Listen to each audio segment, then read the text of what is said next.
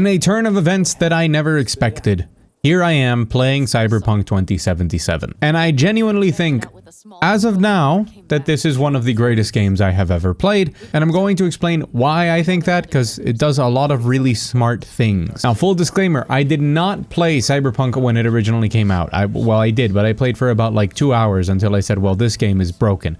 It ran like absolute trash for me. It was a dumpster fire. It had tons of bugs and glitches, people appearing without textures, T-posing, zones that wouldn't load, quests that seemed to be bugged out, but you just had to sit there and wait for 3 minutes for Jackie to speak to you. And I said, I'm not playing this.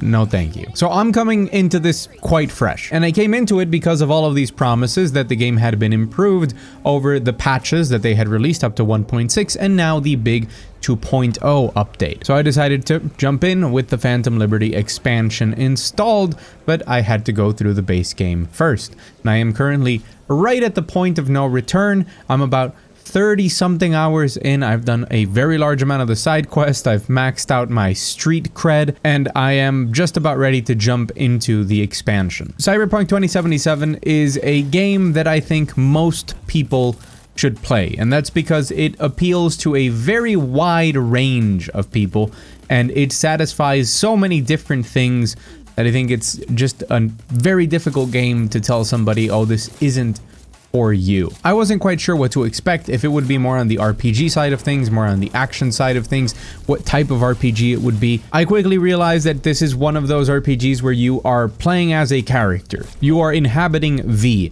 and you can kind of guide and shape a little bit of his personality, but at the end of the day, at least for me, V feels like their own entity. They have a personality, they're going to react a certain way to certain things, no matter how much input I give them, because they just feel like they have an intention behind them. And the voice acting, which I disliked at the start, and now I have grown to love the voice actor, at least for male V, is a large part of why I feel that V has this distinctive personality.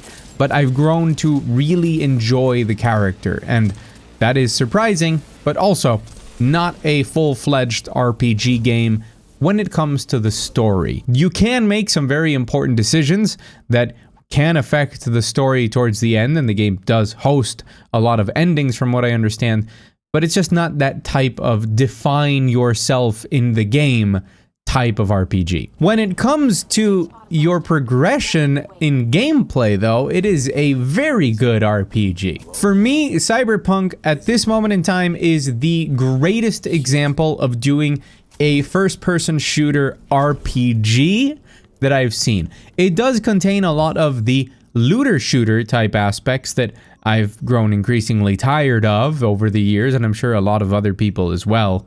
You know, at some point you just get exhausted from that stuff. But Cyberpunk, I feel, doesn't rely that much on that. It relies more on creating your character and satisfying some really interesting gameplay archetypes that can completely change how you tackle a lot of different encounters. It kind of falls somewhere between looter shooter and immersive sim in giving you different options on how you want to approach a situation, if you want to stealth your way through, if you want to find alternate solutions with pathways that open up thanks to your stat distribution. What really is for a game that when I played it back in the day felt incredibly clunky and just very unoptimized and almost unplayable, how well all of the different paths that you can take in building out your character feel. It reminded me a lot of how in Borderlands, at the end of the day, all of the characters can equip the same guns, and it is a first-person shooter, but all of the characters have their own distinct style, and the best Borderlands games are the ones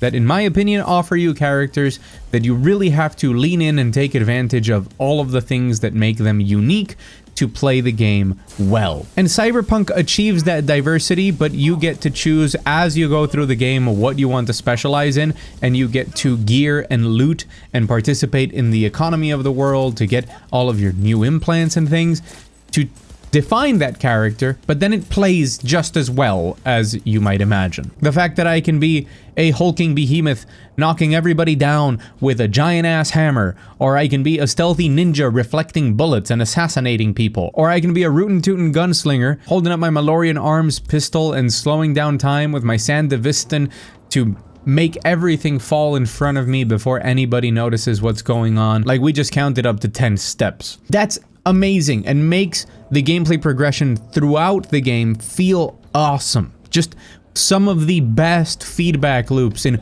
wanting to participate in the game, wanting to involve yourself in different situations so that you can level up, so that you can get money because you see the skill tree, and right from the start you see how impactful the skills are and how they're going to connect into a playstyle that fulfills a fantasy you're looking for.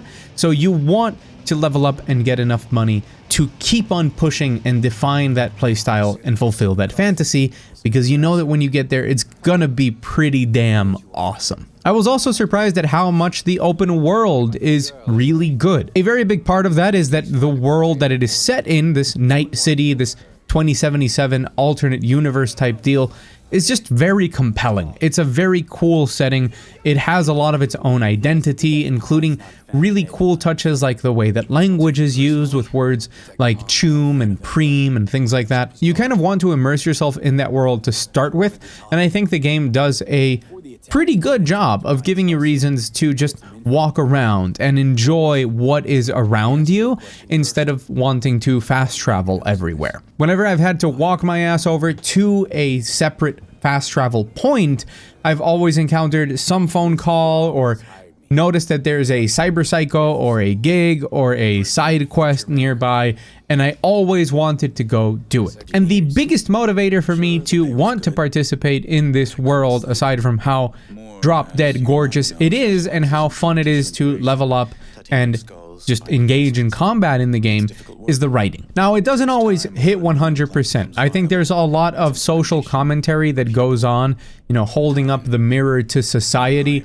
that is just a little bit too on the nose. It just feels like there's a cyber psycho slamming me over the head with a blunt hammer that's like, huh, did you see global warming or something? And this game doesn't need that. Like, if you have eyes, you can understand the underlying message. So it's kind of cringy when it almost breaks the fourth wall to kind of tell a cautionary tale or explain something, because a lot of the things that are in the game, if you just pay attention, are really smart. Things like the fact that everybody smokes still, when obviously by 2077 we would have technological alternatives that are way safer, but you know, that's how the industry works. A lot of the billboards you'll see are very well designed and give a lot of insight. You have things like the TV channel that's just ads, and some of the ads you'll see, or some of the programs you'll see on TV, very much parody society in a way. You know, they'll have like reality TV taken to the extreme, but it's not done with the same kind of crass,